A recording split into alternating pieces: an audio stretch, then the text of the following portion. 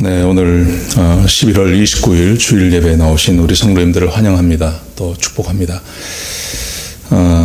오늘도 우리들이 이렇게 각자 흩어진 곳에서 예배를 드리지만 하나님께서 우리 예배를 받으시고 또 예배 중에 우리에게 말씀하시고 그 오래전부터 있었던 우리의 마음의 염려와 또 의문을 풀어주시는 그런 귀한 예배가 되기를 소원합니다.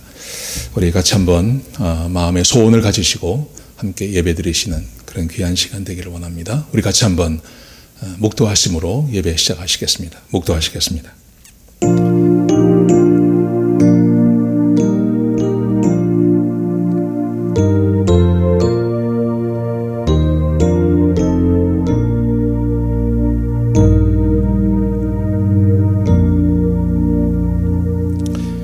하나님, 주의 백성들이 하나님 앞에 나왔습니다. 우리가 비록 교회에 함께 모여서 예배드리지 못하지만 우리가 있는 위치에서 최선을 다해서 하나님께 예배드리기를 소원합니다. 아버지 하나님, 우리 예배를 받으시고 성경에 기록한 대로 하나님께서 우리와 함께 계셔 주시며 우리 예배를 받으시며 하나님께서 우리에게 은혜와 축복을 더해 주시는 그런 귀한 예배가 되게 하여 주옵소서. 아버지 하나님, 우리 사랑하는 성도님들 하나님 앞에 마음의 소원을 가지고 주님 앞에 나왔습니다. 예배를 통해서 하나님께서 우리에게 말씀해 주시며 우리의 기도를 들으시며 우리에게 기쁨과 평안을 더하여 주시는 그런 복된 예배가 되게 축복하여 주옵소서. 그렇게 행하실 주의 이름을 높여드립니다. 감사합니다. 예수님의 귀하신 이름으로 간절히 기도드렸습니다. 아멘. 우리 찬송가 23장 같이 하시겠습니다.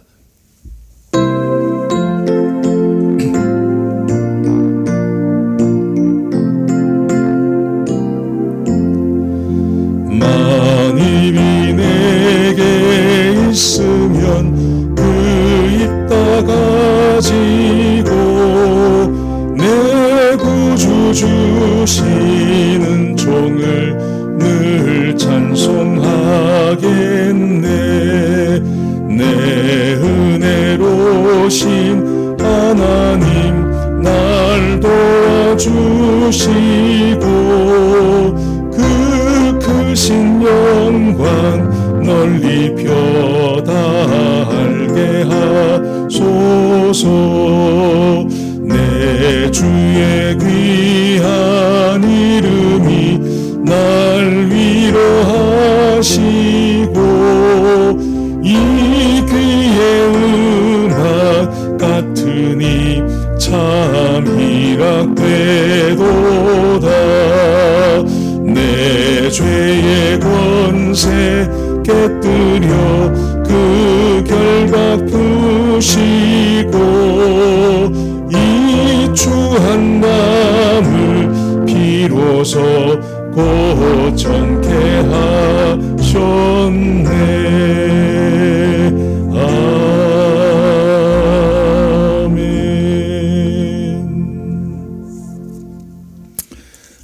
우리 교동문 35번입니다.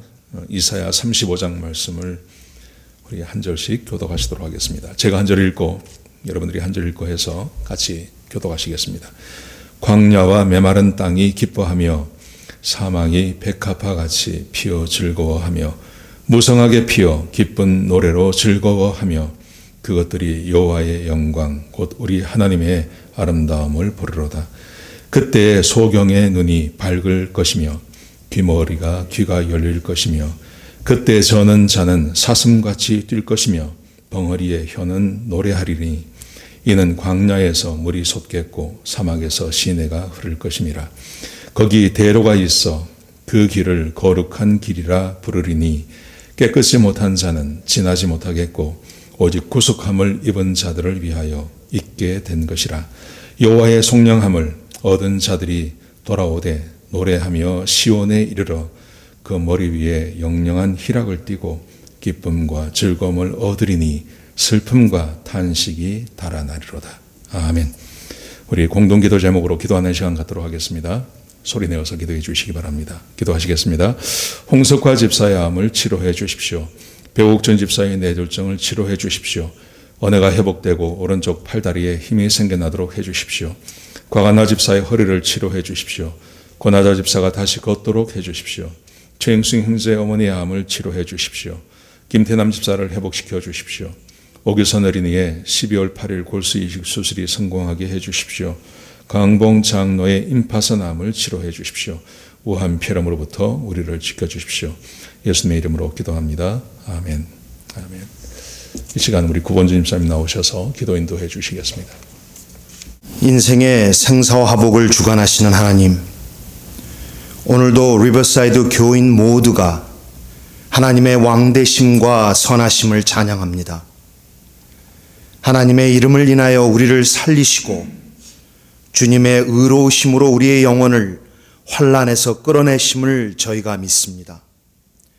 지난 주간 추수감사절을 통해 2020년 한 해를 돌아보게 하시고 어려웠던 시간 속에서도 하나님의 사랑과 은혜가 얼마나 크고 무한한가를 깨닫게 해주심에 감사를 드립니다.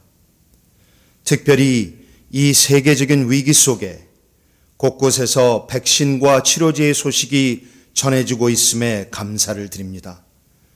하루속히 저희 모두가 주님의 아름다운 성전에 모여 예배할 수 있도록 도와주시옵소서.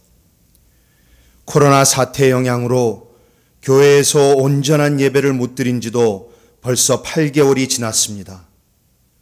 온라인으로 드려지는 예배이지만 이 예배를 통해 리버사이드 침례교회가 성령 충만하여 환난 중에도 서로 돌아보아 격려하며 기도하고 사랑하게 하시옵소서.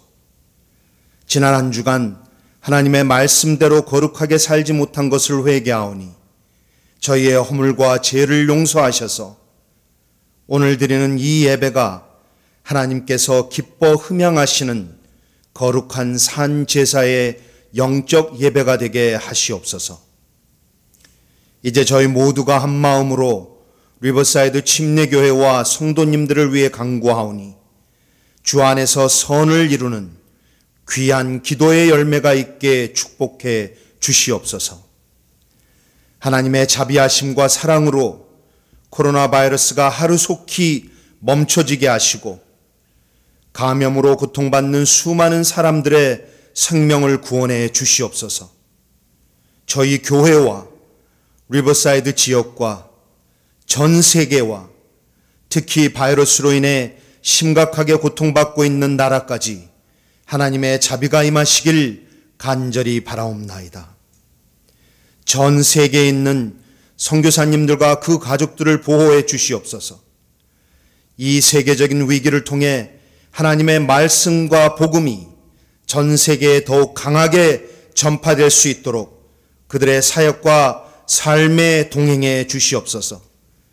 특별히 김상덕 선교사님의 가정과 건강을 주님께서 돌보시고 지켜주시길 바라옵나이다. 저희 교회의 최성광 담임 목사님 네 분과 사역자님들, 리더들을 축복하시옵소서. 그들의 사역 위에 하나님의 지혜와 명철을 허락하시고 말씀과 기도를 통해 교회를 모강하시기에 부족함이 없는 영력과 건강을 허락해 주시옵소서. 특별히 영어부 사역자를 하루속히 보내주셔서 EM 구성원들이 믿음 안에서 더욱 성장할 수 있도록 지켜주시옵소서. 코로나 바이러스로 건강과 사업, 재정 등 여러 가지 어려운 중에 있는 성도들을 일일이 기억하시고 주님의 손길로 위로하여 주시옵소서. 저희 교회가 드리는 공동 기도 제목들을 들어주셔서 치유와 기적의 역사가 있게 하시고 응답하심을 통해 저희 모두가 은혜 받을 수 있도록 하여 주시옵소서. 특별히 12월 8일 수술을 앞두고 있는 규선이를 지켜주셔서 예정대로 수술 잘 진행되고 완쾌될 수 있도록 은혜를 베풀어 주시옵소서. 또한 연로하신 아브라함과 소망의 부모님들의 건강도 주님께서 친히 지켜주시길 간절히 바라옵고 원하옵나이다. 오늘 주시는 말씀, 생존을 위해 꼭 알아야 할 것을 통해 한 주간도 승리의 삶을 살게 도와주시옵소서. 말씀을 통해 이 두려운 때에 저희에게 지혜를 주시옵소서. 우리의 인생이 얼마나 연약한지, 진정한 영원한 삶이 무엇인지 다시 한번 깊이 성찰하는 기회가 되게 하시고 하나님께 더욱 나아가는 저희 믿음의 공동체가 되도록 축복하시옵소서. 이제는 예배의 시작 시간입니다. 성삼위일체께서 예배의 주인 되어 주시며 예배를 주관해 주시길 살아계신 예수 그리스도의 이름으로 간절히 기도하옵나이다. 아멘. 소식 말씀드리겠습니다. 주일 예배, 수요 예배, 새벽 예배 많이 나와주셔서 감사합니다. 온라인 헌금 많이 해주셔서 감사합니다. 힘들고 어려우실 텐데 마음을 다해서 헌금해 주셔서 감사드립니다. 헌금자 명단 11월 15일부터 21일까지 교회에 도착한 헌금입니다. 확인해 보시고 혹시 차고 있으시면 교회로 연락 주시기 바랍니다. 교회 도움이 필요하신 분들 교회로 연락 주시기 바랍니다. 우리 오윤희 목사님 둘째 아들 오규선 어린이 12월 8일 날 수술이 있는데 꼭 이번에는 수술이 될 수 있도록 또 성공할 수 있도록 위해서 기도해 주시기 바랍니다. 우리 하나님 말씀 같이 보시겠습니다. 사무엘하 5장입니다.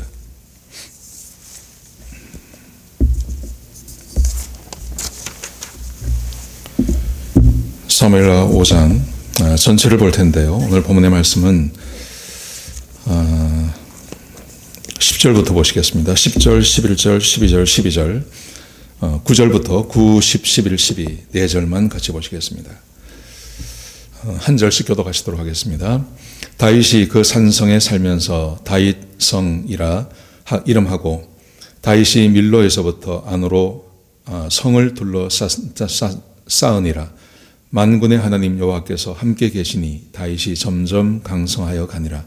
두로왕 히람이 다윗에게 사절들과 백향목과 목수와 석수를 보내매 그들이 다윗을 위하여 집을 지으니 다윗이 여호와께서 자기를 세우사 이스라엘을 왕으로 삼으신 것과 그의 백성 이스라엘을 위하여 그 나라를 높이신 것을 알았더라. 아멘. 우리가 인생을 살면서 꼭 알아야 할 것이 있습니다. 꼭 알아야 할 것을 모를 때는 어려움을 당하기도 하고요.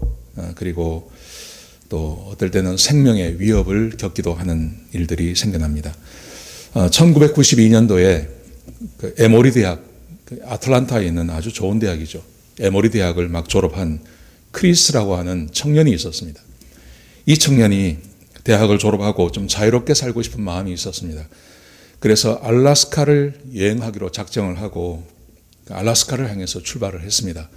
과정이 긴데 이제 알래스카에 도착을 했습니다.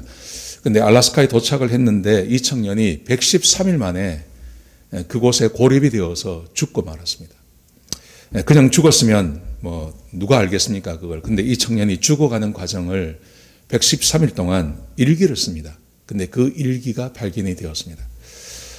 그래서 이게 소설로도 쓰여지고 또 영화로도 만들어지는 그런 사건이었습니다. 그런데 그 청년의 죽음을 보고 미화하기보다는요, 그 공원을 관리하는 관리자가 있었습니다. 이 관리자가 이렇게 말을 했습니다. 이 청년은 그의 죽음이라는 것은 알아야 할 것을 몰랐기 때문에 그랬다는 거예요. 이 청년이 총을 가지고 있었습니다. 그리고 총알도 충분히 가지고 있었습니다. 근데 뭐라고 말을 하냐면 사냥법을 몰랐고, 그리고 사냥해서 또 동물을 잡는다고 해서 되는 게 아니라는 거예요. 생존법이 있다는 거죠. 그런데 이 청년은 생존법도 몰랐고, 그리고 기본 장비도 없었다. 그렇게 말을 했습니다. 그러면서 지도만 있었어도, 그냥 평범한 지도 한 장만 가지고 있었어도 이렇게 안 죽었다는 거죠. 보니까 이 청년이 그 고립되는 지역에 들어갈 때 조그마한 강을 하나 건너갔습니다. 근데 강을 건너갈 때는 봄이었다 그래요. 알래스카의 봄이니까 아직 눈이 녹지 않은 상태에서 아주 낮은 곳을 그냥 지나갔습니다. 근데 거기서 몇 달을 지나고 나니까 이제 병도 아프기도 하고 도저히 여기서 못 살겠다 싶어서 다시 시내로 나오려고 그 강을 건너려고 보니까 이 강이 이미 눈이 녹아가지고 큰 강으로 변해져 있었습니다. 혼자는 도저히 건널 수 없었다는 것이죠. 그래서 거기에 고립되어서 113일 만에 죽은 것입니다. 그런데 그 공원 관리자 이렇게 말을 합니다. 거기서 그 죽은 곳에서 500m만 가면 거기에 도르래가 있었다는 거예요. 그 도르래를 타고 지나가면 얼마든지 지나갈 수 있다는 겁니다. 도르래를 타고 그 강을 건너가면 그 바로 앞에 산장이 있었다는 거예요. 그 산장이 있었고 그 산장에 사람들이 있었다는 겁니다. 그러니까 이 청년이 왜 죽었냐 하면 반드시 알아야 할 것을 몰라서 이 청년이 죽었다. 그렇게 이야기를 하더라고요. 그러니까 참 안타까운 일이죠. 참 안타깝습니다. 여러분, 그런데 말입니다. 저는 우리의 사정도 마찬가지라고 생각합니다. 어떻게 보면 지금 우리는 고립되어서 있습니다. 우리는 지금 고립되어서 있는 것이고, 여러 가지 치료제도 나온다고 하고, 백신도 나온다고 하지만, 이 전망이 그렇게 밝지는 않습니다. 정치적인 상황도 그렇고, 미국의 전망이 그렇게 금방 뭔가가 해결될 것 같지는 않습니다. 여러분, 우리가 이때 지금 이런 상황에서 무엇을 알아야 할까요? 우리가 알아야 할 게 뭘까요? 세상은 우리에게 우리가 알아야 할 것이 참 많다고 이야기하면서 여러 가지를 이야기합니다. 그리고 우리는 이 세상으로부터 그런 정보를 참 많이 받습니다. 여러분, 그런데 우리가 이런 상황 안에서 하나님과 우리 사이, 특별히 우리는 하나님을 섬기는 사람들인데 하나님과 우리 사이에 꼭 알아야 할 것이 우리에게 있다고 말씀하십니다. 오늘 본문에 보시면 다윗이 그가 알고 있는 것이 있었습니다. 그가 오늘 이 5장에 와서 특별히 그가 알게 된 것이 있었고, 그는 이때로부터 33년, 거의 한 33년을 왕으로 살아가면서 여기서 알게 된 것을 바탕으로 그의 왕위의 그 삶을 영위해 나가고 있었던 것입니다. 다윗이 알았던 게 뭘까요? 오늘 본문에 보시면 다윗이 알았던 것 두 가지를 우리에게 가르쳐주고 있습니다. 여러분, 12절을 한번 보십시오. 12절에 이렇게 기록되어 있습니다. 다윗이 여호와께서 자기를 세우사 이스라엘 왕으로 삼으신 것과, 이게 첫 번째 알게 된 것입니다. 다윗이 알게 된 것이 있는데 하나님께서 자기를 선택하셔서 이스라엘의 왕으로 삼으신 것을 알았습니다. 두 번째 알게 된 것은 그의 백성 이스라엘을 위하여 그 나라를 높이신 것을 알았더라. 하나님께서 자기의 백성들을 위하신다는 것을 그가 알았습니다. 백성을 위한다는 말이 무슨 말이냐 하면 자기를 위한다는 말입니다. 그러니까 오늘 본문에 보시면 다윗이 두 가지를 알았는데요. 첫 번째, 하나님께서 자기를 선택하신 것, 그래서 왕으로 삼으신 것. 두 번째, 하나님께서 자기를 위해 주신다는 것을 알았다는 것입니다. 사랑하는 성도 여러분, 지금 우리가 이 시점에서 우리가 반드시 알아야 할 것이 있습니다. 다윗이 알았던 것을 저와 여러분이 함께 알아야 한다고 저는 생각합니다. 그것은 하나님께서 나를 선택하셨다는 것입니다. 하나님께서 나를 선택하셔서 그의 아들, 딸로 삼으셨다는 것을 아셔야 됩니다. 두 번째, 하나님께서 나를 위해 주신다는 것을 아셔야 됩니다. 여러분, 이거 아십니까? 하나님께서 여러분을 선택하신 것, 그래서 하나님께서 정말 여러분을 하나님의 아들, 딸로 삼으신 것을 알고 계십니까? 그뿐만이 아니라 하나님께서 여러분을 위하신다는 것을 아십니까? 하나님께서 나를 위하셔. 하나님께서 나를 사랑하셔. 사랑하는 것보다 더 큰 일이죠. 위한다는 말이며 위해 주신다는 것이 얼마나 큰 의미가 있는 것입니까? 하나님께서 나를 위해서 일하시고 하나님께서 나를 위해서 뭔가를 하시는 분, 하나님께서 나를 위해 주셔. 이걸 아는 것처럼 중요한 게 없죠. 여러분, 이게 왜 중요하냐 하면요, 하나님께서 나를 선택하셨고 하나님께서 나를 위해 주신다는 것을 정말로 알고 되면 어떤 일이 생기냐 하면, 비록 우리가 인생에 위기를 닥치고 고난이 오기도 하고 환경이 내가 원하지 않는 환경으로 우리를 몰아넣을 때가 있습니다. 그렇지만 그렇게 해도 하나님께서 나를 선택하셨고 나를 위해 주시기 때문에 나는 망하지 않는다. 난 여기서 끝나지 않는다고 하는 그 믿음을 갖게 되는 것입니다. 그리고 두 번째로, 그런 위기를 당했을 때, 그런 고난을 당했을 때 답을 가지고 계신 하나님 앞에 나가서 하나님께 도움을 요청할 수 있는 것입니다. 하나님, 어떻게 하면 좋을까요? 하고 하나님의 답을 얻을 수도 있고 하나님께 질문할 수도 있고, 그래서 그 어려움을 벗어날 수 있는 것입니다. 여러분, 오늘 본문에서 다윗이 이 두 가지를 알고 있었다 그랬죠. 여러분, 이것이 다윗에게 얼마나 유익한 일이 생기는지 모릅니다. 자, 17절에 보시면요, 블레셋이 쳐들어왔습니다.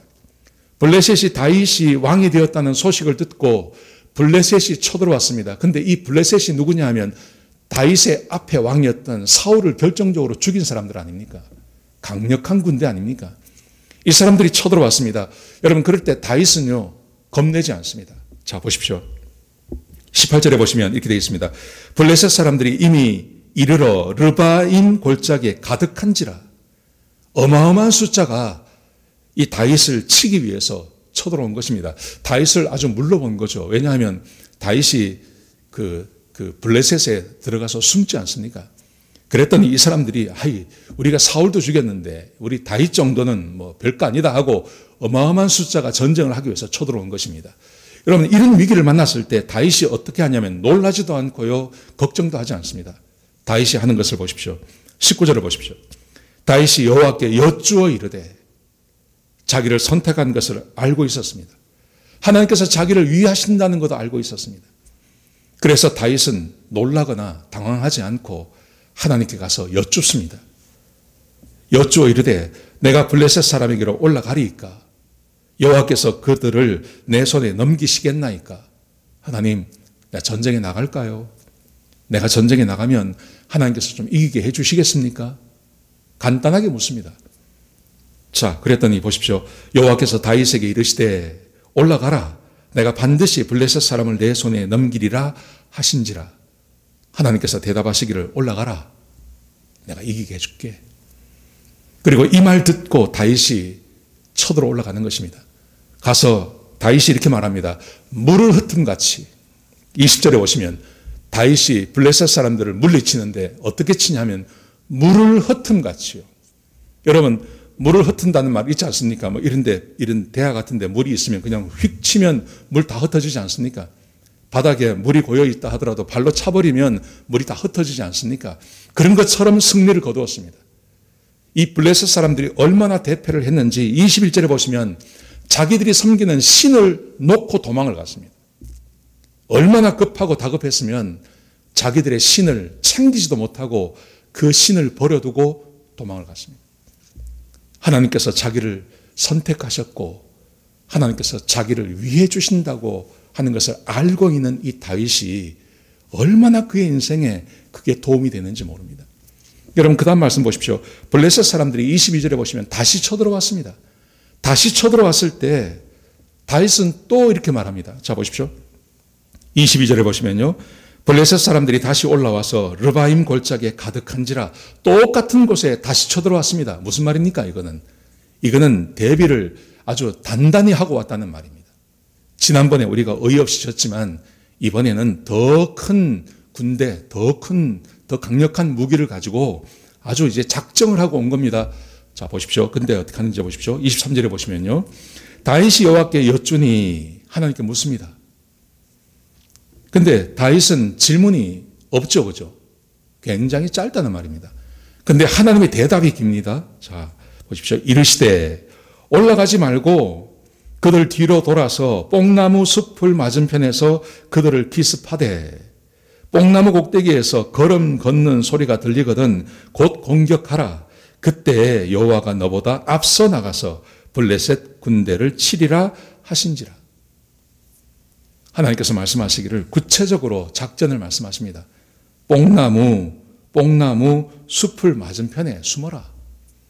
그리고 그 뽕나무에서 꼭대기에서 걸음 소리가 들리면, 그러면 공격해라. 그러면 너희가 공격하는 게 아니라 내가 가서 그들을 물리치겠다. 하나님께서 그렇게 구체적으로 말씀해 주십니다. 여러분, 다윗이 이렇게 할 수 있었던 이유가 뭡니까? 여러분, 우리가 이 사무엘 하의 그 상의 끝에 보면 다윗이 막 이상한 행동하죠. 다윗이 막 블레셋으로 도망을 가고 거기 사람들한테 자기를 뭐 종처럼 써달라 그러고, 그리고 사울을 대우를 해서 내가 싸우겠다 하고 막 이상한 행동들을 합니다. 여러분, 그런데 오늘 본문에서 다윗은 전혀 그런 모습이 보이지 않습니다. 그럴 수 있었던 이유가 뭐냐 하면 처음 말씀드린 대로 다윗이 두 가지를 알고 있었어요. 하나님께서 자기를 선택하셨어. 그리고 하나님께서 나를 위해 주셔. 이걸 알고 있었어요. 그래서 그의 인생이 전혀 다른 인생이 되어지는 것입니다. 사랑하는 성도 여러분, 우리 인생에 정말 이걸 아는 것이 필요합니다. 여러분, 다윗이 하나님께서 선택하셨는 거 알고 있었어요. 그리고 하나님께서 자기를 위해서 일하신다는 것도 알고 있었어요. 골리앗과의 전쟁에서 어떻게 승리합니까? 그런데 이것은 말입니다, 한 번으로 끝나는 위함이 아니라는 거죠. 매 순간 매 순간 하나님께서 나를 선택하셨고 하나님께서 나를 위하신다는 것을 매 순간 아는 것이 필요합니다. 10년 전에 20년 전에 아는 것 말고 말입니다. 지금 이 순간 하나님께서 나를 위하신 분이다, 내가 하나님께 선택을 받았다 하는 것을 아는 것은 매우 중요한 것입니다. 이것은 성경에 기록되어진 것을 믿는 게 아닙니다. 성경에 보니까 하나님께서 모든 그를 믿는 사람들은 하나님께서 자기 자녀로 삼으셨어. 그리고 하나님은 사랑이시기 때문에 하나님은 그의 자녀들을 사랑하신대 하는 성경에 기록되어져 있는 것을 말하는 게 아니고요. 여기서 다윗이 알았다는 말은 다윗이 경험으로 이것을 다시 알게 되었다는 것을 말하는 것입니다. 여러분, 다윗이 어떻게 이것을 다시 알게 되었을까요? 자, 여러분 10절을 한번 보십시오. 10절에 보시면 이렇게 기록되어 있습니다. 만군의 하나님 여호와께서 함께 계시니 다윗이 점점 강하여 가니라. 다윗이 점점 강해졌습니다. 하나님께서 다윗을 선택하셨고 하나님께서 다윗을 위해 주신다는 것을 다윗이 어떻게 알았냐 하면, 다윗이 스스로 말하기를 다윗이 하나님께서 자기와 함께 계셔서 자기가 점점 강해지는 것을 보면서요, 자기가 강력해지는 것을 보면서, 그러면서 하나님께서 자기를 선택하셨고 하나님께서 자기를 위해 주신다는 것을 알았다는 것입니다. 보십시오. 다윗이 얼마나 강해졌는지 보십시오. 11절을 보십시오. 11절에 보시면 이런 사건이 있습니다. 두로왕 히람이 다윗에게 사절들과 백향목과 목수와 속수를 보내매 그들이 다윗을 위하여 집을 지으니. 두로왕 히람이라는 사람이 갑자기 사람을 보냅니다. 사람을 보내고 사절단을 보내고 백향목이라고 하는 아주 좋은 나무를 보내면서 사울에게 집을 지어주겠다고 합니다. 이거는 평소에 있던 일이 아니죠. 그러니까 이것을 경험했는데 이 사람이 왜 이렇게 하냐 하면 다윗이 강해졌기 때문에 그렇습니다. 다윗이 얼마나 강해졌냐 하면요, 우리가 함께 5장을 읽었는데 5장 전체가 다윗이 얼마나 강해졌는지를 우리에게 보여주고 있는 성경입니다. 크게 세 가지입니다. 자, 한번 보십시오. 다윗이 얼마나 강해졌는지 한번 보십시오. 5장 1절에서 3절까지 말씀해 보시면 다윗이 이스라엘의 왕이 됩니다. 여러분, 지금 4장까지는요, 무슨 이야기가 나오냐 하면 다윗이 유다족 속에서만 왕이었습니다. 유다족 속들만 다윗을 왕으로 받아들였습니다. 그리고 7년 6개월이 지나갑니다. 7년 6개월 동안 다윗은 전체 이스라엘 백성들의 왕이 아니라 사울이 죽은 후에도 전체 이스라엘 백성들이 다윗을 왕으로 받아들이지 않습니다.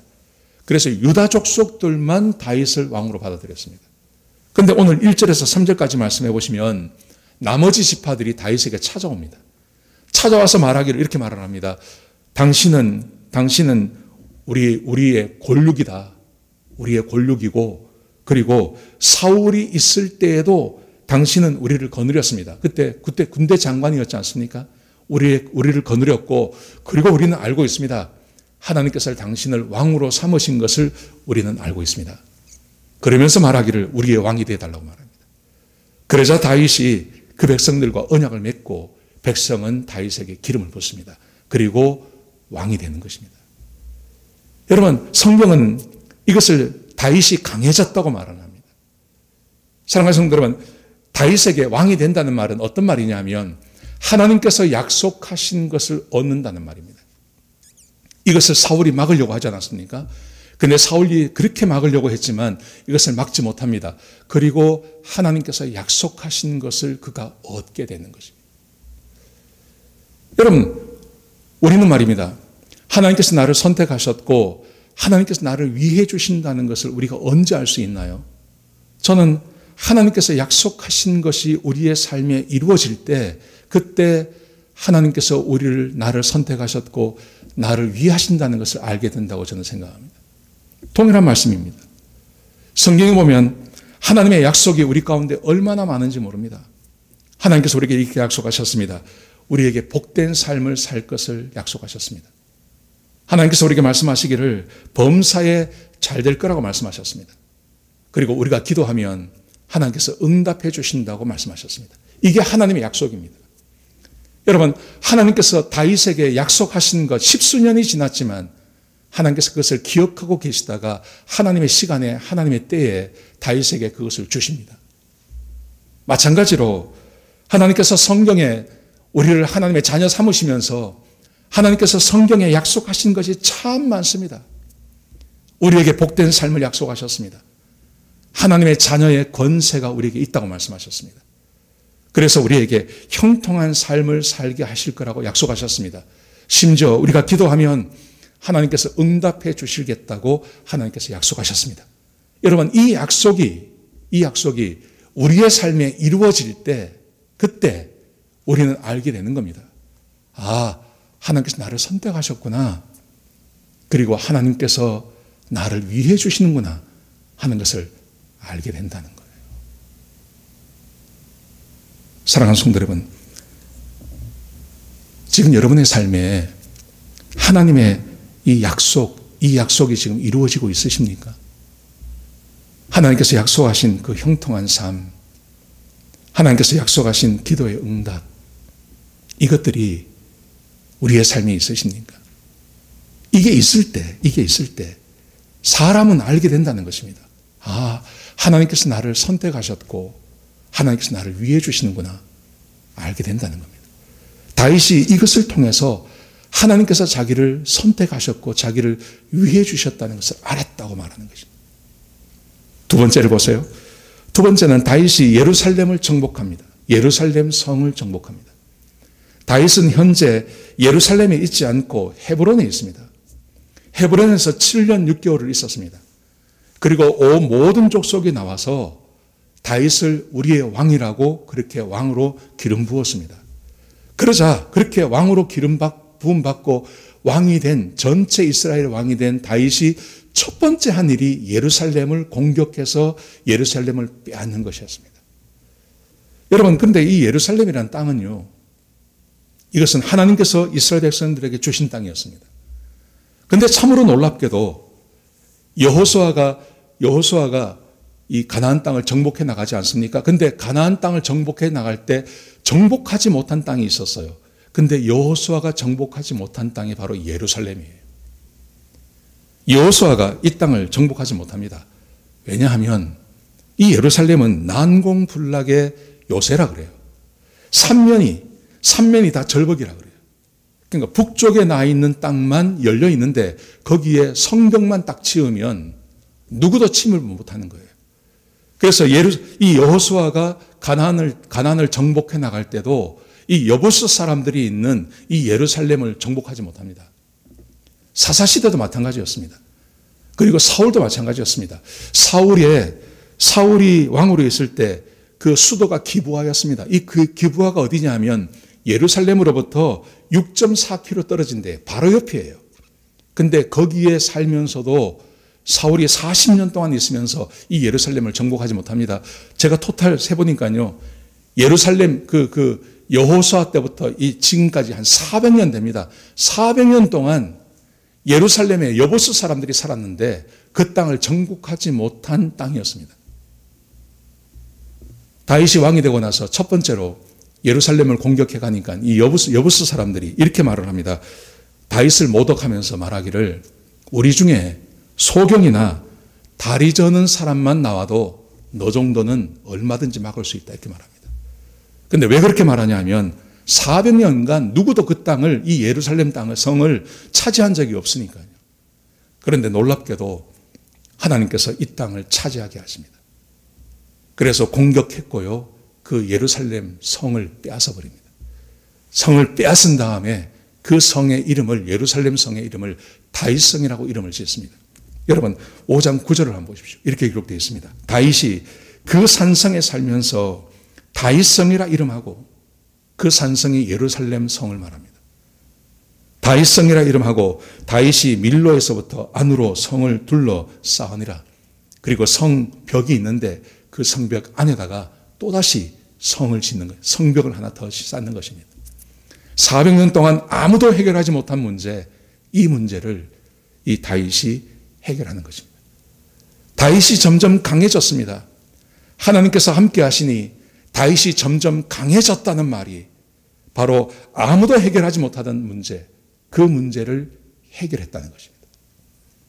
여러분, 우리가 인생을 살면서 우리의 삶에 해결되지 않는 문제가 있습니다.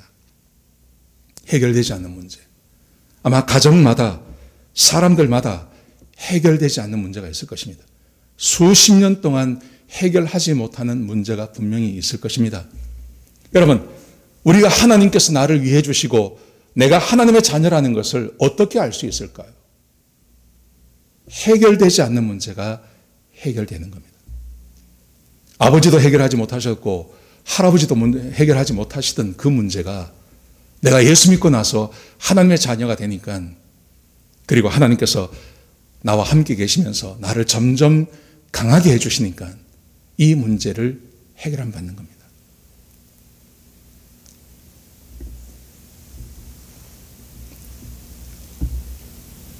예수 믿고 나서, 하나님을 믿고 나서 하나님께서 나를 위하시며 내가 하나님의 선택을 받았습니다 라는 문제, 이것을 경험으로 알 수 있는 것, 이것을 경험으로 겪게 되는 것.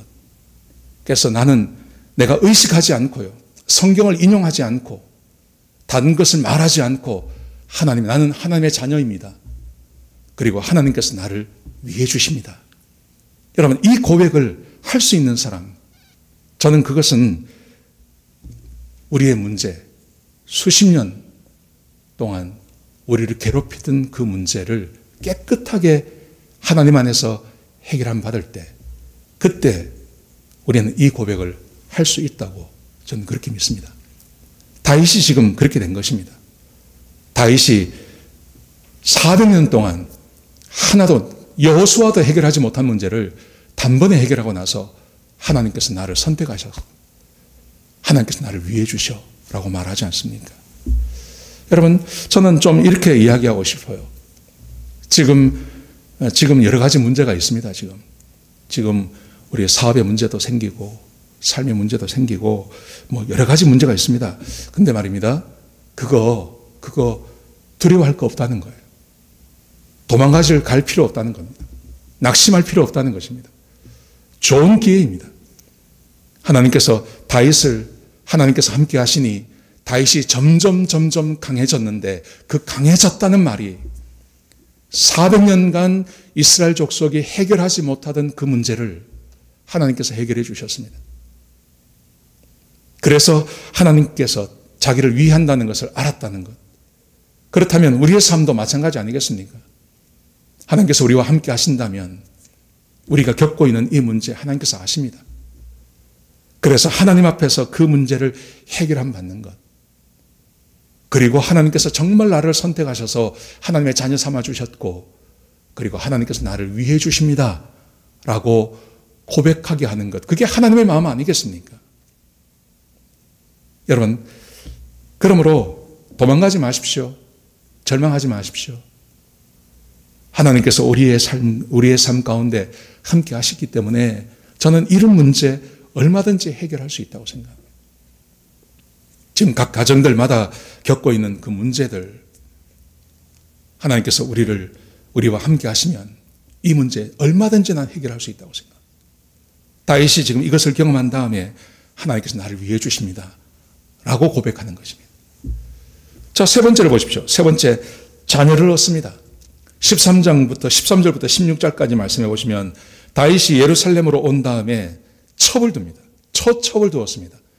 그리고 자녀들의 이름이 거기에 11명의 이름이 나옵니다. 그런데 이것을 보고 또 학자들만의 간에 다 이 의견이 다릅니다. 어떤 학자들은 이렇게 말을 하더라고요. 다윗이 하나님께서 그렇게 축복을 해주시니까 이 다윗이 보통 군주의 길을 간다. 그래서 첫 첩을 많이 두고 자녀를 많이 뒀다. 이렇게 해석하시는 분들이 계시더라고요. 근데 여러분, 성경을 가만히 보십시오. 지금 오늘 본문에서, 이 본문은 사사기 다음 아닙니까? 근데 사사기도 마찬가지고 그 사사기 이전에도 마찬가지고 창세기도 마찬가지고 보시면 정상적인 삶에서 한 여인하고만 사는 게 아니라 그냥 결혼을 정상적으로 하고 거기서 자녀를 낳는 것은 하나님의 복이라고 그렇게 말합니다.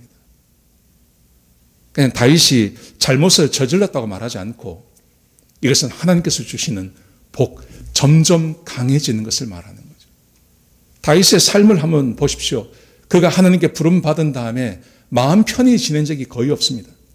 심지어 미갈과 결혼했지만 그 사울이 미갈과 떨어지게 만들지 않습니까? 떨어지게 만들고 옆에 오지도 못하게 만들고 결혼하고 나서 자기 부인과 굉장히 오래도록 떨어져 살았습니다. 그런데 오늘 본문에 보시면 그 미갈과도 함께 가정을 이루고 살도록 하나님께서 해주시는 거예요. 안정적인 삶을 살도록 도와주시는 거예요. 하나님께서 다윗을 강하게 하셨다는 말, 그것은 다윗에게 꼭 필요한 것들을 공급해 주시면서 하나님께서 그를 축복하시면서 그의 안정적인 삶을 돕도록 해주시는 것. 다윗이 이런 것을 경험하면서 다윗이 스스로 고백하는 것입니다. 하나님께서 나를 선택하셨고 그리고 하나님께서 나를 위해 주셔. 여러분, 우리 현대 교인들의 문제가 뭐냐 하면 우리는 하나님을 경험하는 게 아니라 하나님을 책으로 해서만 본다는 것입니다. 하나님께서 나를 사랑하십니다. 하나님께서 나를 위해서 십자가에 못 박혀 돌아가셨습니다. 하나님께서 우리를 사랑하십니다. 하나님께 기도하면 응답해 주십니다. 우리는 이런 말들을 성경에 기록되어져 있고 다른 사람이 경험한 것을 귀로만 듣는다는 거죠. 그래서 내가 정말 하나님의 선택받은 백성인가, 그리고 정말 하나님께서 나를 사랑하시고 나를 위해 주시는가 하는 것에 대해서는 의문이 있는 분들이 꽤 많습니다. 여러분, 그런데 하나님은 살아계시고 하나님께서 자기가 선택하시고 하나님께서 우리를 위해 주신다는 것을 하나님께서는 보여주기를 원하십니다. 그런데 무엇을 통해서 보여주시냐 하면 우리를 점점 강하게 해 주신다는 거죠. 하나님께서 다윗을 축복하신 것처럼 저와 여러분을 그렇게 축복해 주셔서 우리는 하나님의 선택받았고 하나님께서 점점 우리를 위해 주신다 하는 것을 우리로 하여금 알도록 해 주신다는 것입니다. 여러분, 여기에 대해서 우리 마음 가운데 소원이 있었으면 좋겠습니다. 그래요, 하나님, 내 삶 가운데 해결되지 않는 문제가 있어요. 그게 재정의 문제가 되기도 하고요. 그게 어떤 분들에게는 질병의 문제가 되기도 합니다. 어떤 분들은 자녀의 문제가 되기도 합니다. 해결되지 않는 문제가 있어요. 하나님, 이 문제 좀 해결해 주세요. 기도할 수 있지 않겠습니까? 하나님, 나에게는 성경에 보면 수많은 약속들이 있는데 이 약속들이 나에게는 임하지 않아요. 하나님께서 약속하신 것들이 내 삶 가운데 이루어지게 해주세요 하고 소원을 갖는 것 중요하지 않습니까? 하나님, 나는 가정 안에서 평안을 누리지 못해요. 우리의 가정이 평화롭지 않아요. 하나님, 이 가정을 평화롭게 해주세요. 하나님께서 다윗을 강하게 다윗이 하나님께서 나를 위해 주십니다 라고 고백할 수 있었던 게 바로 이런 은혜들이 다윗에게 임했기 때문입니다. 저는 동일하게 우리 성도들에게도 이런 은혜가 임하기를 원합니다. 이 은혜를 받으면 하나님께서 나와 함께 하심을 의심할 수 있는 사람이 누가 있겠습니까? 의심하지 않죠. 자, 그런데 다윗이 이렇게 점점 강해질 수 있었던 이유가 뭐죠? 여러분, 10절을 다시 한번 보십시오. 이렇게 기록되어 있습니다. 만군의 여호와 하나님 여호와께서 함께 계시니 다윗이 점점 강하여 가니라.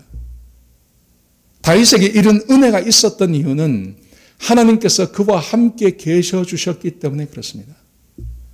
여러분, 성경에 보시면요, 하나님께서 함께 하시면 하나님께서 언제나 사람을 축복하십니다. 하나님이 함께 해주시면 그 사람은 언제나 복을 누립니다. 하나님께서 함께 하셨는데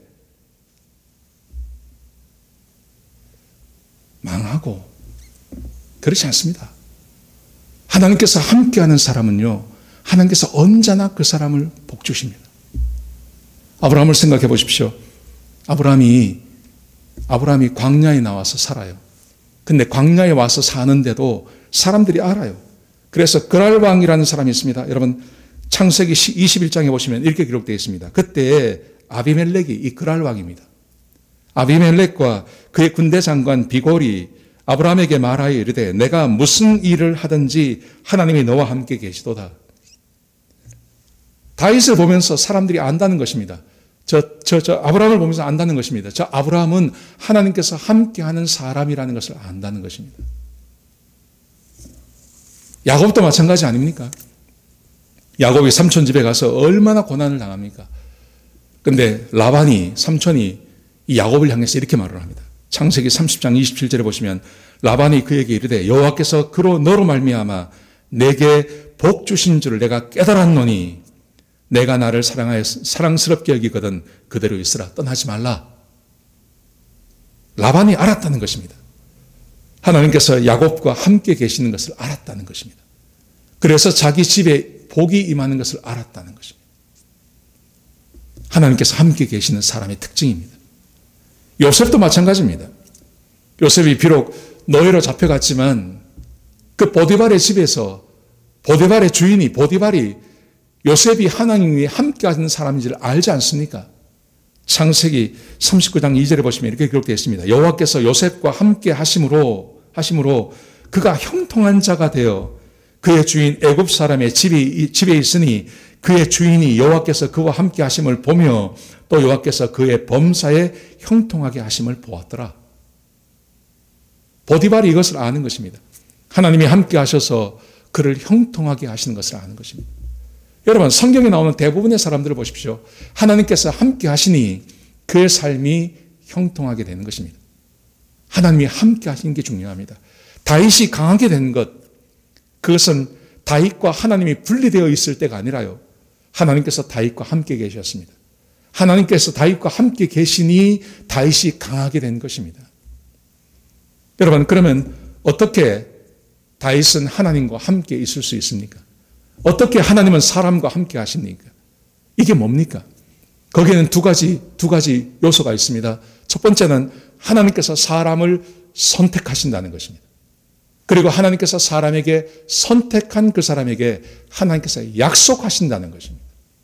여러분 보십시오. 성경에 나오는 대부분의 사람들 하나님께서 선택한 사람들입니다. 다윗 하나님께서 선택하셨습니다. 사울 하나님께서 선택하셨습니다. 아브라함 하나님께서 선택하셨습니다. 야곱 하나님께서 선택하셨습니다. 하나님께서 선택한 사람들입니다. 그리고 하나님께서 선택한 그 사람들에게 하나님께서 약속을 하나 주십니다.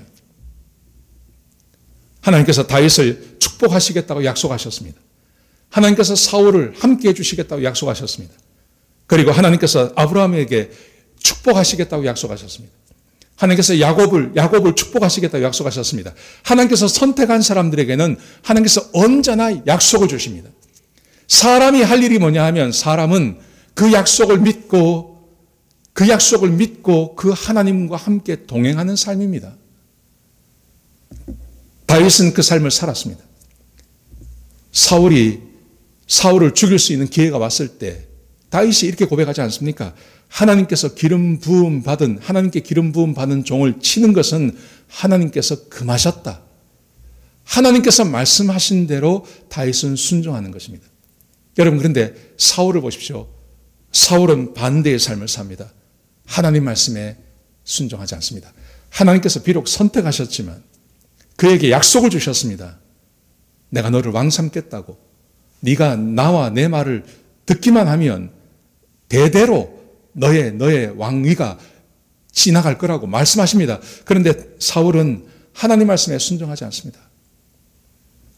그래서 하나님께서 사무엘상 15장 11절에 보시면 내가 사울을 왕으로 세운 것을 후회하노니 그가 돌이켜 나를 따르지 아니하며 내 명령을 행하지 아니하였음이니라. 사울이 하나님의 말씀을 순종하지 않습니다.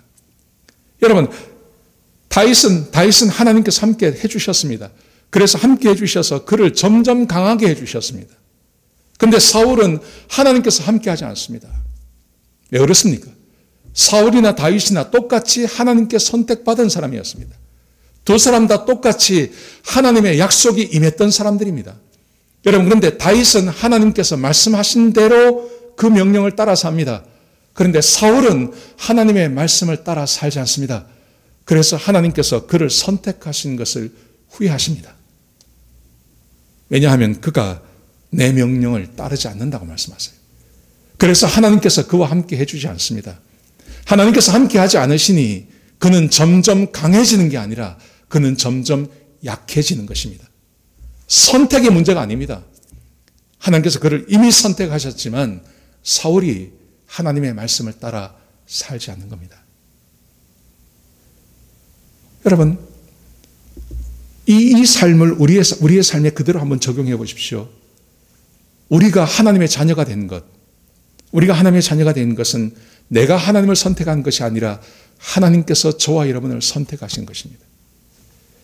로마서 8장 30절에 보시면 이렇게 기록되어 있습니다. 또 미리 정하신 그들을 부르시고 부르신 그들을 또한 의롭다 하시고 의롭다 하신 그들을 또한 영화롭게 하셨느니라. 여러분, 하나님께서 저와 여러분을 의롭다고 해주셨습니다. 그렇죠? 예수 믿고 구원받는 우리들을 하나님께서 말씀하시기를 우리는 의롭습니다. 더 이상 이제는 죄의 종이 아닙니다. 우리는 하나님의 아들, 딸이 되었습니다. 우리의 죄를 하나님께서 모른다고 말씀하시고 동이 서에서 먼 것 같이 우리의 죄를 그렇게 옮기셨다고 말씀하셨습니다. 여러분, 그런데 이 의로움이 어디서 왔냐 하면 이렇게 말하죠. 정하신 그들을 부르시고 부르신 그들을 의롭다 하셨다고요. 여러분, 저와 여러분이 의롭게 된 것은 내가 하나님을 선택한 것이 아니라 하나님께서 우리를 정하셨어요. 선택하셨어요. 하나님께서 저와 여러분을 선택하셨어요. 그리고 하나님의 시간에 하나님의 방법으로 하나님께서 우리를 부르셨어요. 내가 하나님을 부른 게 아니라 하나님께서 우리를 부르셨어요. 그리고 우리에게 성령을 부어주셨어요. 그리고 우리가 의롭게 된 거예요. 의롭게 된 우리들이 하나님 앞에 가서 영화로운 위치까지 우리가 올라가게 된 것이죠. 하나님께서 아브라함을 선택하시고 다윗을 선택하시고 사울을 선택하신 것처럼 하나님께서 저와 여러분을 선택하셨다고 성경에 분명히 기록되어져 있습니다. 여러분, 하나님께서는 우리를 선택하셨을 뿐만 아니라 우리에게 약속도 주셨습니다. 다윗에게 약속하시고 아브라함에게 약속하신 것처럼 저와 여러분에게도 하나님께서 약속하셨습니다. 로마서 8장 31절에 보시면 이렇게 기록되어 있습니다. 그런즉 이 일에 대하여 우리가 무슨 말 하리요? 만일 하나님이 우리를 위하시면 누가 우리를 대적하리요? 자기 아들을 아끼지 아니하시고 우리 모든 사람을 위하여 내어주시니가 어찌 그 아들과 함께 모든 것을 우리에게 주시지 아니하시겠느냐? 하나님께서 우리에게 모든 것을 주시겠다고 약속하셨습니다. 이게 하나님의 약속입니다. 하나님께서 다윗을 선택하신 다음에 내가 너와 함께 할게. 아브라함을 선택하신 다음에 내가 너와 함께 할게. 요셉을 선택하신 다음에 내가 너와 함께 할게. 야곱을 선택하신 다음에 내가 너와 함께 할게. 약속하신 것처럼 어쩌면 그 약속보다 더 큰 위대한 약속이 우리에게 와 있는 것입니다. 그 아들을 아끼지 아니하고 주신 이가 우리에게 모든 것을 주시지 아니하시겠느냐? 하나님께서 이 약속을 우리에게 주시는 것입니다. 여러분, 그렇다면 하나님과 함께 하나님과 함께 간다는 말이 무슨 말입니까? 다윗이 갔던 그 길을 가는 것이죠. 아브라함이 갔던 그 길을 가시는 것이죠. 똑같이 선택받고 약속받았습니다. 우리가 하나님과 함께 가기 위해서 내가 해야 될 일, 사울의 길이 아니라요. 하나님께서 말씀하신 대로 그 말씀을 믿으며 그 약속을 믿으며 삶이 어떤 순간이 와도 하나님의 약속을 믿고 하나님과 함께 가는 것, 하나님의 약속을 믿고 가는 것, 하나님의 말씀을 믿고 가는 삶, 그 삶이 하나님과 함께 가는 삶이 아니겠습니까? 예수님께서 하나님과 함께 가는 삶에 대해서 아주 명확하게 말씀하셨습니다. 요한복음 14장 21절에 이렇게 말씀하셨습니다. 나의 계명을 지키는 자라야 나를 사랑하는 자니 나를 사랑하는 자는 내 아버지께 사랑을 받을 것이요 나도 그를 사랑하여 그에게 나를 나타내리라. 나의 계명을 가지고 지키는 자라야 나를 사랑하는 자니. 여러분, 여기서 말하는 계명이 뭐죠? 예수님께서 우리에게 주신 말씀이죠. 예수님께서 말씀하신 것. 그 말씀을 지키는 자라야 나를 사랑하는 자니 나를 사랑하는 자는 내 아버지께 사랑을 받을 것이요 나도 그를 사랑하여 그에게 나를 나타내리라. 함께 간다는 말 아닙니까? 함께 동행한다는 말 아닙니까? 하나님께서 그를 사랑하실 것이고 나도 그를 사랑하겠다. 우리를 점점 강하게 해주시겠다는 말 아닙니까? 우리 현대교인들이 한 가지 잊고 있는 것이 있습니다. 이 문제를 만날 때마다 우리 마음 가운데 올라오는 생각들이 있습니다. 율법은 다 폐기된 거 아니야? 예수님께서 십자가에 못 박혀 죽으심으로 우리는 이제 율법을 지키지 않아도 되는 거잖아. 믿음으로 살면 되는 거잖아. 맞습니다. 율법은 폐기되었습니다. 율법은 더 이상 예수 믿고 구원받은 하나님의 백성들에게는 그 능력을 행하지 못합니다. 우리가 율법을 지키지 않는다고 해서 그렇다고 해서 율법이 우리를 정죄하지 못합니다. 우리는 믿음으로 구원받습니다. 여러분 그런데 말입니다. 성경에 보시면 분명히 말씀하십니다. 폐기되어진 율법이 있지만 살아있는 율법도 있습니다. 폐기되어진 율법, 그것은 하나님 앞에 드려지는 의식법입니다. 제사법입니다. 제사법은 폐기되었습니다. 예수님께서 이 땅에 오셔서 예수님께서 제사의 제물이 되어져서 십자가에 못 박혀 죽으심으로 더 이상 의식이 우리에게 드려질 이유가 없습니다. 그래서 성전의 휘장이 위에서부터 아래로 갈라진 거 아닙니까? 누구든지 하나님 앞에 나갈 수 있는 길이 우리에게 열려진 것입니다. 여러분 그렇지만 아직도 살아있는 율법이 있습니다. 그 율법은 하나님께서 우리에게 주신 것입니다. 사람이 어떻게 살아야 할지를요. 이것은 하나님께서 우리에게 주신 것입니다. 하나님의 백성들이 하나님을 어떻게 섬겨야 하는지를 성경에 기록해 놓은 것입니다. 살아있는 율법입니다. 사람이 어떻게 살아야 하는지, 아버지가 어떻게 해야 되는지, 어머니가 어떻게 해야 되는지, 자녀들이 어떻게 살아야 되는지, 이 사회의 일원으로서 사람이 어떻게 살아야 하는지, 교회가 무엇인지, 집사가 무엇인지, 목사가 무엇인지, 어떻게 사람이 살아야 하는지에 대해서 하나님께서 우리에게 율법으로 주셨습니다. 나를 사랑하는 자는 나의 계명을 지키나니. 하나님과 동행한다는 말. 다윗은 하나님께서 주신 말씀을 지켰습니다. 그때는 의식법이 살아 있었죠. 그런데 다윗은 성전을 떠나 있었습니다. 성막을 떠나 있었기 때문에 의식법을 제대로 지키지 못했습니다. 그럼에도 불구하고 다윗은 하나님과 동행할 수 있었던 것은 하나님께서 말씀하신 그 말씀을 지켜냈습니다. 사울을 생각해 보십시오. 사울은 말입니다. 성막과 함께 있었습니다. 어쩌면 사울은 성막에서 제사를 열심히 잘 드렸는지도 모릅니다. 근데 하나님께서 사울은 내 말을 순종하지 않아. 근데 그 말이 뭡니까? 의식법이 아니잖아요. 그것은 하나님께서 사울에게 말씀하신 것입니다.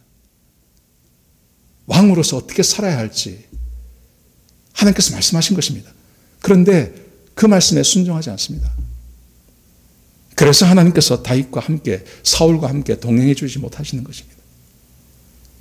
율법이 폐기되어졌지만 하나님께서는 여전히 그 율법 가운데 율법이 하나님의 말씀이 우리 가운데 남아있고 그 말씀대로 순종하는 것이 하나님과 함께 가는 거라고 이야기하세요.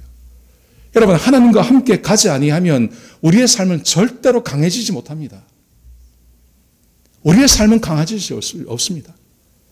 여전히 수십 년간 문제가 있는 것, 예수 믿고 구원받으면 문제가 해결된다더니 문제가 해결되지 않는다. 당연하죠. 그냥 하나님의 자녀가 되었다고 해서 문제가 해결되는 거 아닙니다. 그냥 하나님의 자녀가 되었다고 해서 성경에 나오는 그 많은 약속들이 그냥 이루어지는 거 아닙니다. 하나님의 자녀가 되었다고 해서 구원받은 하나님의 백성이 되었다고 해서 우리의 가정에 평강이 임하고 안식이 임하는 거 아닙니다. 하나님께서 함께 동행해 주셔야 됩니다. 하나님께서 동행해 주실 때 문제가 해결되는 겁니다. 성경의 약속이 이루어지게 되는 것입니다.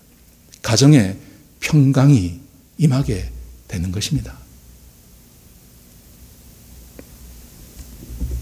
시편 19편 7절에 보시면 하나님의 말씀을 이렇게 말합니다. 여호와의 율법은 완전하여 영혼을 소성시키며 우리의 영혼을 소성시키는 것. 하나님의 말씀에 진리가 있지 않습니까? 사람이 어떻게 살아야 하는지, 세상을 어떻게 봐야 되는지, 이 세상이 어떻게 창조가 되었는지, 하나님의 백성들이 어떻게 살아야 할지, 하나님의 말씀 안에 그게 다 기록되어져 있지 않습니까? 이 말씀이 완전하여서 영혼을 소성하며 여호와의 증거는 확실하여 우둔한 자를 지혜롭게 하며 여호와의 교훈은 정직하여 마음을 기쁘게 하고 여호와의 계명은 순결하여 눈을 밝게 하시는도다. 여기서 말하는 이 여호와의 계명, 여호와의 교훈, 여호와의 증거, 여호와의 율법, 이것은 폐기되어진 게 아닙니다. 이것은 여전히 살아있는 하나님의 말씀입니다. 살아계셔서 역사하시는 하나님의 말씀입니다. 하나님의 말씀대로 우리가 살아가는 것, 그게 하나님과 동행하는 것입니다. 하나님과 동행할 때 우리의 삶이 강해지는 것입니다. 우리의 삶이 강해질 때 내가 아는 겁니다. 경험으로 아는 것입니다. 하나님께서 나를 선택하셨고 하나님께서 나를 위해 주신다. 하나님께서 나를 위해 주신다는 것을 알게 되는 겁니다. 얼마나 복된 말씀인지 모릅니다.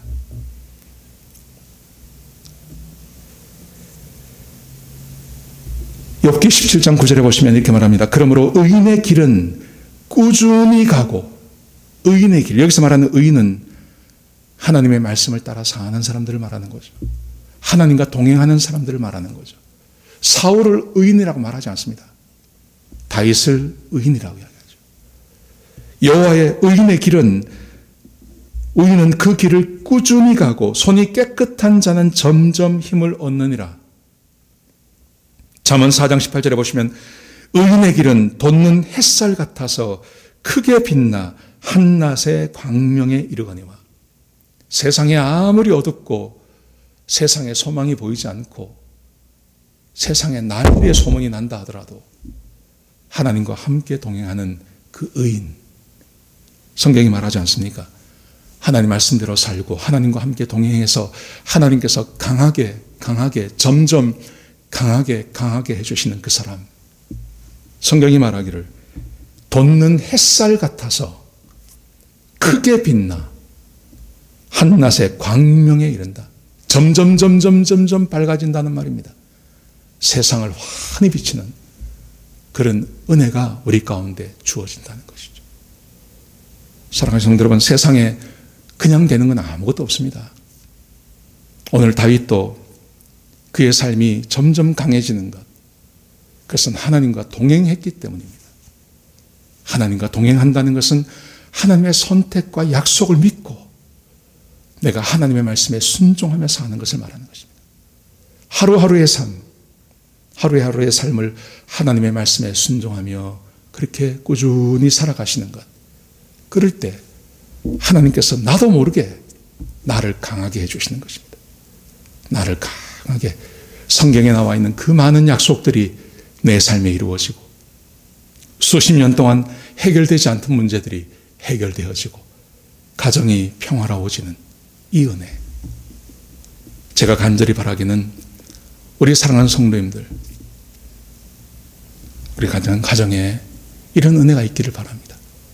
하나님께서 강하게 해주시는 것, 하나님께서 강하게 해주셔서 하나님의 은혜가 충만히 임하셔서 가정들마다 든든히 서가고 세상의 사람들이 난리의 소문이 나고 세상은 소망이 없다고 이야기하지만 하나님께서 우리를 강하게 해주시는 그 은혜, 이 은혜가 우리 사랑하는 성도님들의 가정 가운데 충만하시기를 주의 이름으로 축복합니다. 기도하시겠습니다. 아버지 하나님, 오늘 다윗을 통해서 귀한 말씀 주셔서 감사합니다. 아버지 하나님, 다윗이 강해졌습니다. 하나님께서 함께 동행해 주시니 그의 삶에 강함이 있어서 하나님께서 자기를 선택하셨고 하나님께서 자기를 위해 주신다는 것을 그는 알고 있었습니다. 그래서 전쟁이 나도 두려워하지 않았습니다. 여러 가지 환란이 와도 두려워하지 않고 그는 그 문제들을 하나씩 해결해 갈 수 있었습니다. 아버지 하나님, 동일한 은혜가 우리에게 있기를 소원합니다. 하나님, 우리 사랑하는 성도님들을 축복하여 주옵소서. 하나님께서 우리를 만세전에 택하신 것을 우리가 알고 있습니다. 하나님, 우리가 주의 약속과 하나님의 말씀을 믿고 살음으로 말미암아 하나님께서 우리를 축복하시는 것을 경험하게 하시고, 그래서 하나님께서 나를 선택하셨고 하나님께서 나를 위하신다는 것을 세상 모든 사람들에게 알려주는 그런 귀한 성도들의 삶이 될 수 있도록 역사하여 주옵소서. 은혜 충만히 내려주시옵소서. 주님 감사합니다. 예수님의 귀하신 이름으로 간절히 기도드렸습니다. 아멘. 우리 찬송 같이 앉아가시겠습니다. 397장입니다. 준비하신 대로 하나님 앞에 헌금하시기 바랍니다.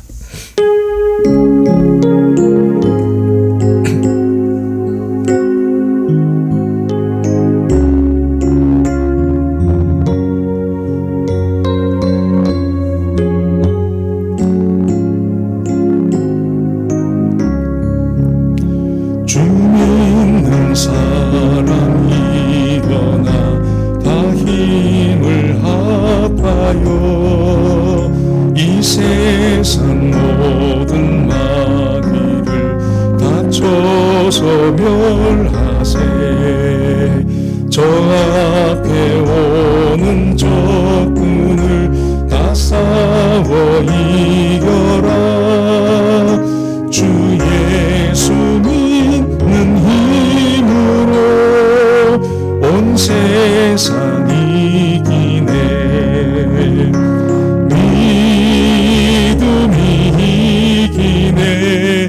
믿음이 이기네. 주 예수를 믿음이 온 세상 이기네. 온 인류 마귀 괴율로 큰 죄에 빠지니 진리로 띠를 띠고서 늘 기도드리세. 참 믿고 의지하면서 겁 없이 나갈 때 주 예수 믿는 힘으로 온 세상 이기네. 믿음이 이기네. 믿음이 이기네. 주 예수를 믿으니 온 세상 이기네. 끝까지 이긴 사람은 흰 옷을 입히고 또 영생복을 주시니 참 기쁜 일일세. 이 어두운 세상 지나서 저 천성가 보러 주 예수 믿는 힘으로 온 세상 이기네. 믿음이 이기네.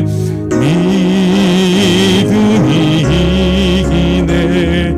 주 예수를 믿으니 온 세상 이기네. 승리하시는 일주일 되시기를 주의 이름으로 축복합니다. 기도하시겠습니다. 하나님, 우리의 삶에도 다윗과 같은 복이 있게 하여 주옵소서. 하나님, 우리 성도님들의 삶을 점점 강하게 하여 주옵소서. 하나님께서 약속하신 복들이 우리 가정마다 임하게 하여 주옵소서. 수십 년 동안 해결하지 못했던 그 문제들이 해결함을 받게 하여 주옵소서. 가정이 더 안정되게 하여 주옵소서. 아버지 하나님, 그 은혜를 얻기 위해 다윗이 갔던 길을 걷게 하여 주옵소서.